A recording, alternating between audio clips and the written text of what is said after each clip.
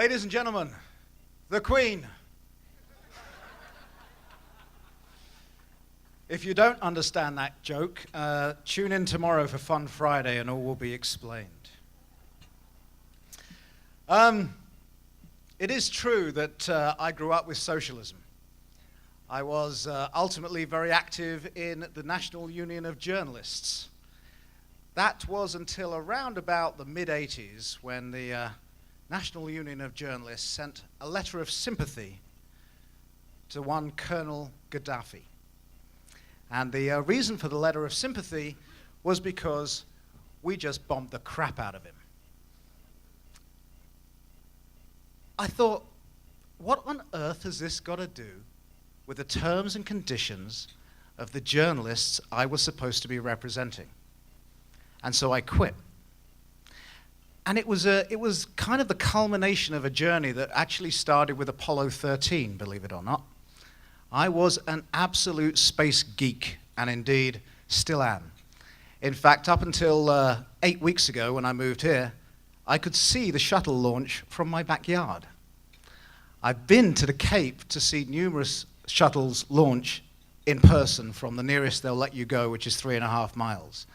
And it's really quite an incredible experience. But Apollo 13, I was a very young man, and I was glued to the TV, and it dawned on me very gradually, and by the way, I still think that was indeed the greatest achievement of our space program, bringing those guys home alive. Absolutely. But I became very aware that there was literally no other country on the face of the earth that could have done that. And really, since that moment, when I was 13 years old, I honestly believed that I was American as this young kid, and that I'd somehow ended up in the wrong place. So I started doing some digging, and my ancestors had actually escaped the pogroms in Russia, and they ran out of money in England, but they were headed here. So I have actually fulfilled their journey by coming here 10 years ago. And I came here 10 years ago, and I'm a bit all over the place, but being a talk show host means you have terminal ADD, which when I was growing up was not a disease, by the way. And so I came over here 10 years ago. I was supposed to come in the spring of 2002, but of course 9/11 happened, and I decided to come much earlier. That was my way of giving the finger to the terrorists. Over the course of this evening, I'm going to tell you about healthcare and why it is so essential that we repeal Obamacare.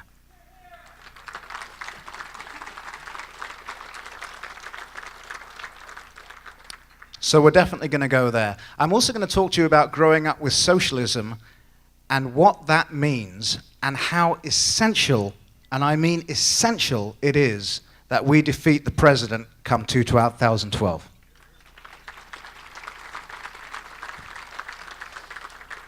So we've got all that to come, all that excitement to come. But first of all, I want to bring up here the Reverend Terry Aman, who's going to do the invocation. Terry? There he is. I was on the air in Orlando, and I became aware of a guy called Gunnery Sergeant William Spanky Gibson. He was a 21-year Marine. And he was in a firefight in Fallujah when a sniper took out his knee. And he had an above-the-knee amputation. His recovery was remarkable.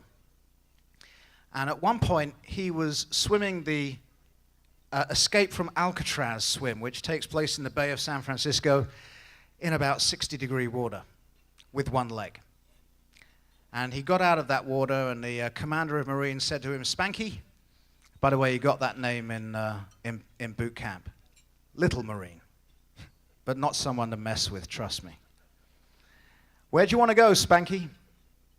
"Any gunnery sergeant job anywhere in the Marine Corps, just tell me." And someone I'm very proud to be able to call my friend now said, "Sir, send me back to Iraq." And so he went back to Iraq, and he did another 2 years, and I talked to him on the radio. That's where I met him, on the radio. where he told me his quite remarkable story. And at the end of that, he and I became friends. We emailed each other. And right at the end of his tour, he said to me, "What's your address?" And I gave him my address. And I never even thought about it. I just thought it was for when he was coming home. But about 3 weeks later, this box arrived. And inside this box was a folded Stars and Stripes and a photograph of my friend Spanky saluting that flag, which he had flown in my honor at Camp Fallujah. And it was about a month after I had become a citizen of this greatest of all nations. And it is indeed my proudest possession. And it is the first thing anyone sees ever when they walk into my home, because it's not on a wall, it's in a box frame on a stand. And so people like Spanky and people like Captain Guck over there, our freedom is not free, and we completely recognize it. So thank you for all you do and for the service to our country.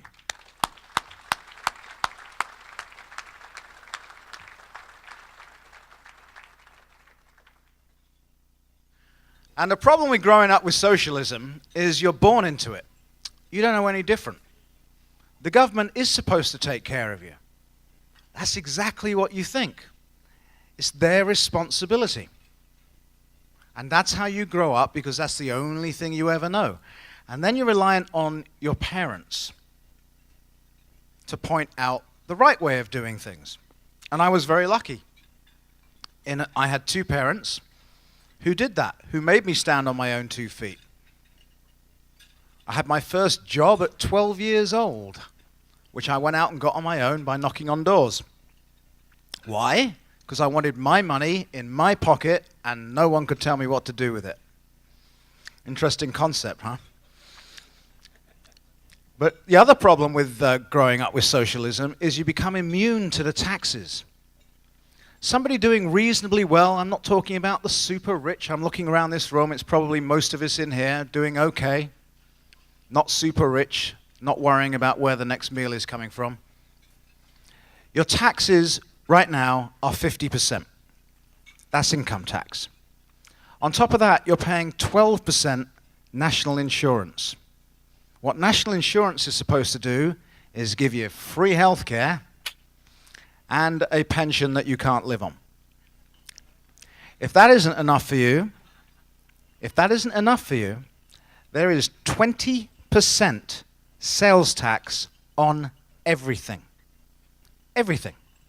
I see somebody very wide-eyed looking at me right now. And that's where socialism leads, because when government is the answer, the only answer, the people have got to pay for it.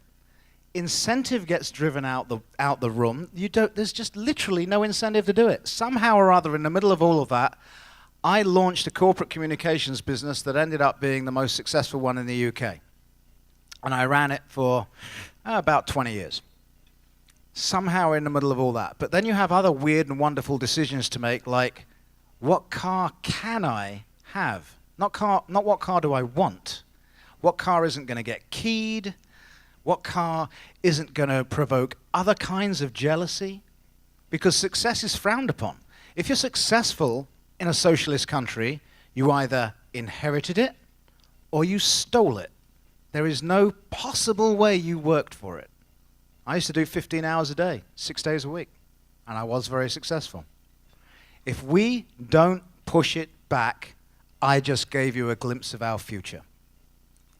It's terrifying. Our next speaker is co-chairman of this Polk County Republican Party. He's a veteran.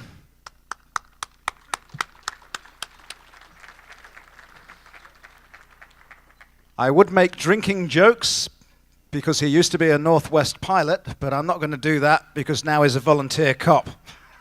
David Funk.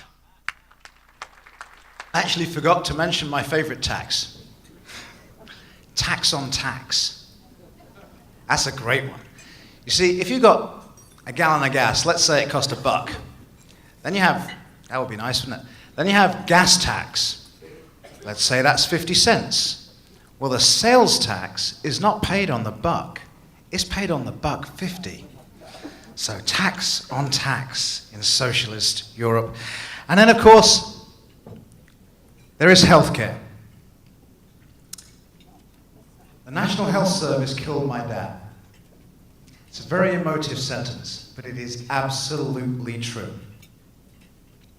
The National Health Service in the UK has a death panel because it has to have a death panel, because all government healthcare systems have to have a death panel.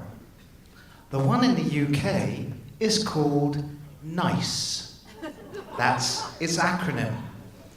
The National Institute for Health and Clinical Excellence. The most interesting thing about the acronym is they leave out the H, the health. It is NICE, and it's the National Institute for Health. So these people can't spell, or they understand that it's a death panel. And what it does is it determines what drugs the system can afford.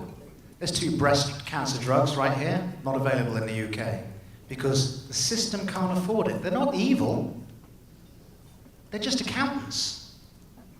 Worse than that, they're government accountants. So my dad had to have a minor procedure, and they made him wait for it 18 months. Now the reason they make him wait for it is they actually quite hope he's going to die, because then they don't have to spend the money at all. But he didn't die. And so he went in and he had this procedure, a very minor procedure, and the machine that was supposed to be monitoring whether or not he had a stroke simply wasn't working. And he did, and they didn't know it. And they didn't know it until they tried to wake him up, and that's when they found out. So I'm perfectly happy to say that Britain's National Health Service killed my dad. And I repeat, these people are not evil, it is just government. When there's no profit, the only thing you've got left is cost. And sooner or later, someone has to hold on to that cost.